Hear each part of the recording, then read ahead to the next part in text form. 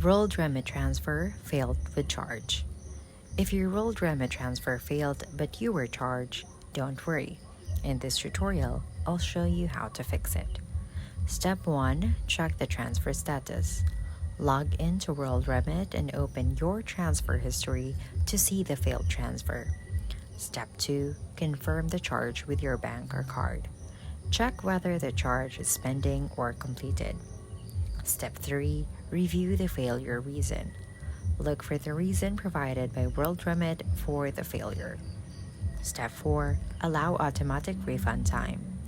Most failed transfers are refunded automatically. Step 5. Check your refund status. Make sure the money has been returned to your account. Step 6. Contact World Remit support. If the refund is delayed, contact World Remit support for help. Tips: wait for the refund, keep your records, and don't resend until confirmed.